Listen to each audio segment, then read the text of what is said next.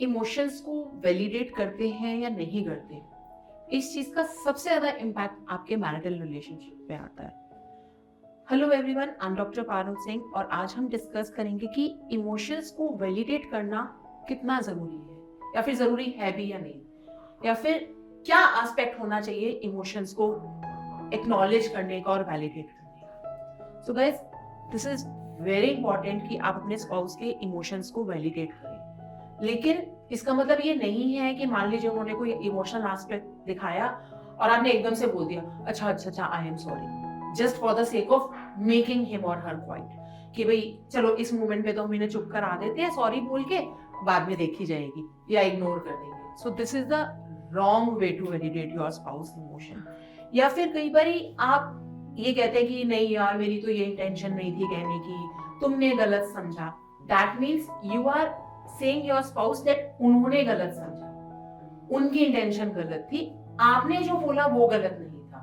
तो somewhere you are not validating your spouse emotion, क्योंकि कहीं ना कहीं आप उन्हें ये कह रहे हैं कि मैं ये नहीं कहना चाहता था या मैं ये नहीं कहना चाहती थी और आपने गलत समझा। तो उन्होंने गलत समझा या नहीं समझा, उस मोमेंट में आपने उसके इमोशन को इनवैलिड कर दिया ये कह के कि तुमने गलत समझा, और यहाँ से आपका स्पाउस जो है वो अपने आप को इमोशनल ब्लॉक कर लेता है कि यार इस इंसान के आगे मुझे अपने इमोशंस शो अप नहीं करने हैं। तो वहां पे सबसे पहले इंटेंशन क्या आएगी? इंटेंशन ये आएगी कि they feel disconnected and they feel disrespected, क्योंकि आपने पहले ही पॉइंट पे सामने वाले को गलत कह दिया बिना ये सोचे समझे कि वो उस मोमेंट में किस स्ट्रेस में है, किस इमोशन में है, हमने उनके इमोशन को इनवैलिडेट कर दिया। तो सबसे पहले, और हम बात किसकी कर रहे हैं? इमोशंस को वैलिडेट करने की। लास्टली बट कि यू वोंट प्रॉमिस कि भाई ठीक है हम इसको ठीक करेंगे, लेकिन आप उस चीज को वर्कआउट नहीं करते हैं और आप इस चीज को कोशिश भी नहीं करते हैं काम करने की, और हर बार आप उनके इमोशंस को इनवैलिडेट करते हैं। तो इससे आपके जो इमोशनल एस्पेक्ट में, क्योंकि मैरिज में एक कम्युनिकेशन एस्पेक्ट और इमोशनल एस्पेक्ट जो है जो सबसे ज्यादा जरूरी एस्पेक्ट्स माने जाते हैं, इस चीज से आपके इमोशनल एस्पेक्ट में जो वो गैप आना शुरू हो जाता है। तो फिर इमोशनल एस्पेक्ट को बैलेंस कैसे करें? क्योंकि हमें तो ये नहीं पता कि सामने वाले को क्या चीज बुरी लग जाएगी, सामने वाला किस मोमेंट में सॉरी बोल देगा। सो गाइस, सॉरी बोलने से पहले या फिर उस मोमेंट में सॉरी बोलने से पहले आप ये समझो कि आपके स्पाउस को बुरा क्या लगा।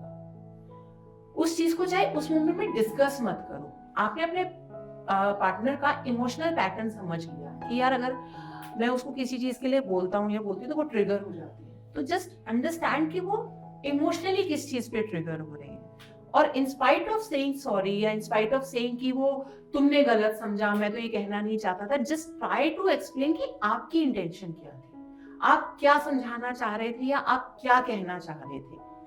आपको अगर उन्हें ये कहना भी है कि भाई तुमने गलत समझा, तो ये कहने की जगह कि तुमने गलत समझा, आप ये कहो कि मैं ये कहना चाह रहा था, इट माइट बी पॉसिबल कि मेरे ये कहने से तुम्हें ये लगा।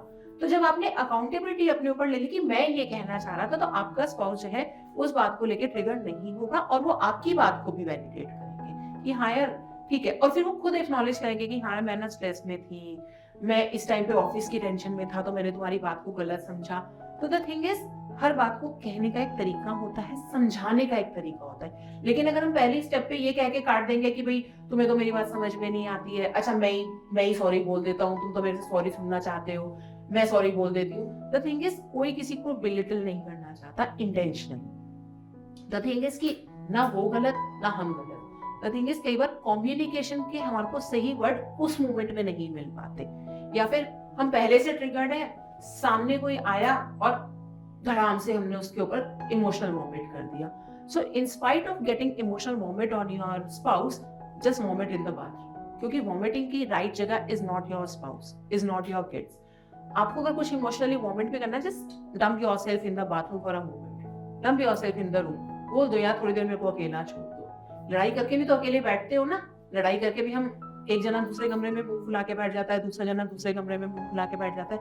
वो चीज लड़ाई से पहले कर लो और उसके बाद फिर अपने एक दूसरे के इमोशंस को वैलिडेट करो। जब आप अपने एक दूसरे के इमोशंस को वैलिडेट कर लोगे, आप अपनी मैरिज को स्ट्रॉन्गर बनाओगे। And when you make yourself as an individual stronger emotional human being, आप अपनी मैरिज में एक लाइफ लेकर आ पाओगे। So guys, if you want to discuss any of the emotional aspect related to your marriage, you can book a session by calling me on my number given on the screen, and just keep on listening to my YouTube videos.